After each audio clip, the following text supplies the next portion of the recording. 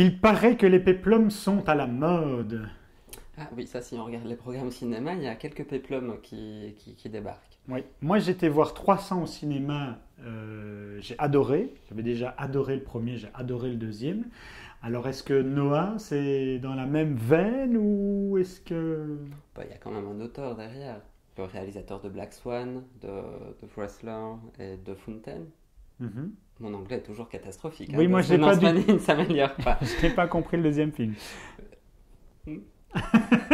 C'est effectivement un gros blockbuster. Donc, ce qui a peut-être de problématique, c'est comment trouver l'équilibre entre une démarche d'auteur et quelque part réellement un vrai film de studio à énorme budget. Est-ce qu'il y a quelqu'un qui s'attend à ce que Noé soit un film d'auteur?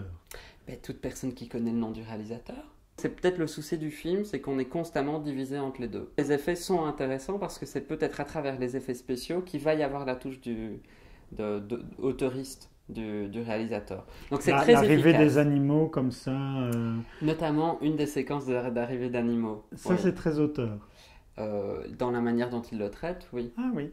Ce qui fonctionne très bien par contre dans le film, c'est qu'il y a vraiment des moments qui sont comme des flashs où le réalisateur joue vraiment alors sur le montage, sur la mise en scène, il va construire certains plans en ombre chinoise, il va travailler avec vraiment la coloration de l'image de fond, on arrive à avoir des arcs-en-ciel un peu improbables, et c'est assez marrant parce que des images reviennent en flash, et on est très proche du kitsch, donc il donne au film, il insuffle vraiment un caractère baroque, et ça peut faire penser quelque part à la mise en scène de Fountain qu'il a fait il y a déjà quelques années. La musique tout au long du film est vraiment une musique atmosphérique enrobante, mais par moments, la musique agit comme un vecteur indépendant. Bon, eh bien, nous allons rester là pour cette semaine. On vous donne rendez-vous mercredi prochain pour une nouvelle émission, un grand moment de cinéma.